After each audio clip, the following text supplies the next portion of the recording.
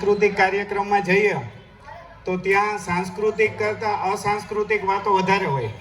પિક્ચરના ગીતો વાગતા હોય ને આપણે એને કહીએ સાંસ્કૃતિક કાર્યક્રમ.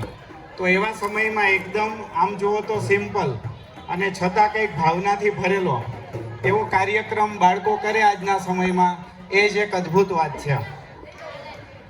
રામાયણની અંદર રામ અને લક્ષ્મણ વચ્ચે એક ખૂબ સુંદર સંવાદ આવ્યા કે જે લંકાનું રાજ્ય હતું એ અતિ વૈભવી રાજ્ય હતું.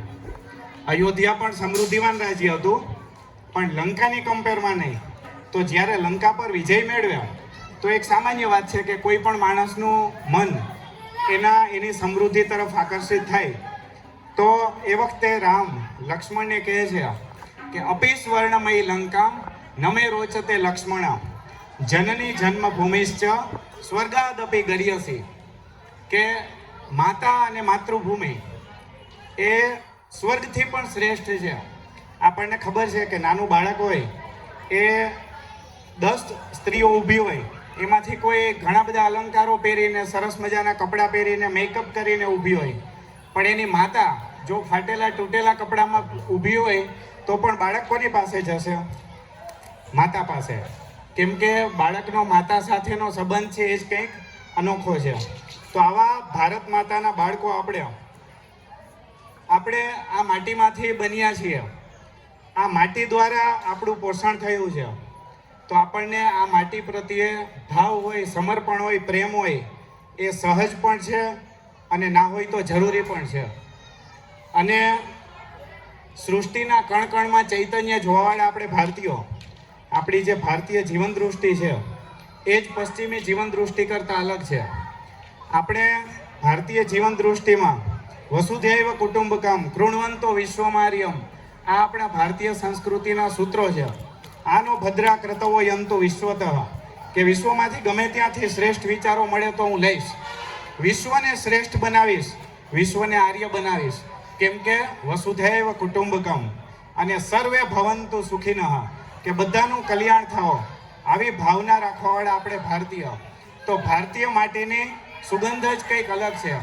અને આ ધરતી પર આવી સંસ્કૃતિ ઊભી કરવા માટે હજારો લાખો ઋષિઓએ પોતાની આખી જિંદગી આપી દીધી છે. આપણે કદાચ ગમે એટલું તપ કરીએ, ગમે એટલી મહેનત કરીએ તો પણ કોઈ એનું ઋષિઓની કમ્પેરમાં કોઈ મૂલ્ય નથી. છતાં પણ આજની તારીખમાં આ જે ઋષિઓએ મહેનત કરી અને આપણને આજ એક અલગ જીવન દૃષ્ટિ આપી છે. આપણે અહીંયા બાળકો 10 દિવસ રહ્યા, કોઈ વસ્તુ નહોતી, કોઈ સંસાધનો નહોતા, ભોજન, કપડાં, બધી વસ્તુમાં એકદમ બેઝિક લાઈફ જીવતા, અને છતાં પણ કંઈ નથી તો પણ આનંદ છે. આજે ભારતીય જીવન દૃષ્ટિ છે કે ભોગ ના લીધે આનંદ છે એવું નહીં, પણ ભાવના લીધે આનંદ છે.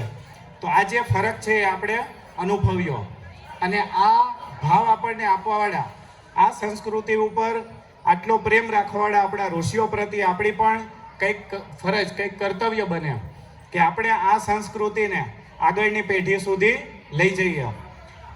અત્યારના સમયમાં જ્યારે ભારતીય સંસ્કૃતિ પર અનેક આઘાત થઈ છે, એ સમયમાં પણ નચિકેતા નિકેતન પોતાની જવાબદારી સમજે છે અને સ્વીકારે છે કે આપણી જવાબદારી છે કે આપણે આપણા સાંસ્કૃતિક મૂલ્યોને, વૈદિક વિચારોને આગળની પેઢી સુધી લઈ જઈએ.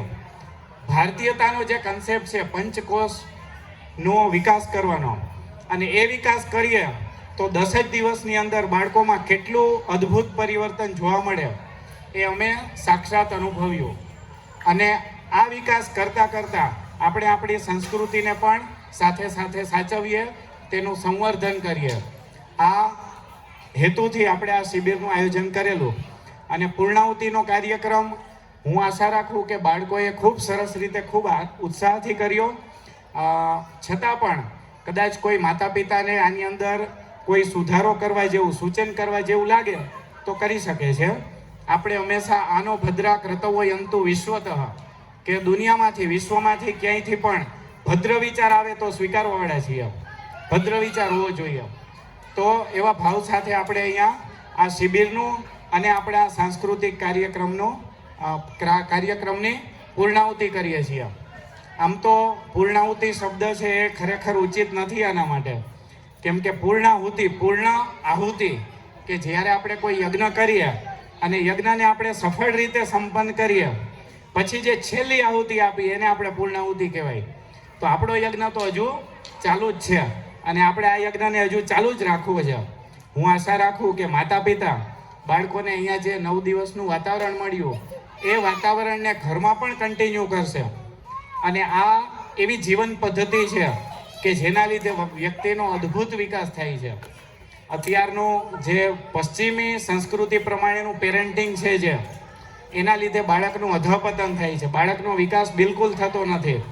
આપણે એકાંગી નહીં પણ સર્વાંગીણ વિકાસમાં માનવાવાળા અને આપણા બાળકો ભવિષ્યમાં એવા વિકસિત થાય એના માટે પ્રયત્ન કરવાવાળા માતા પિતાઓ આના માટે ભવિષ્યમાં પણ આપણા ઘરમાં એવું વાતાવરણ જરૂર ઊભું કરશું કે જેથી કરીને આપણા બાળકોનો પણ આવો સર્વાંગીણ વિકાસ થાય અને આપણા રાષ્ટ્રનો અલ્ટિમેટલી વિકાસ થાય. આટલું કહીને હું આજનું મારું વક્તવ્ય પૂર્ણ કરું છું. હરિઓમ તત્સત.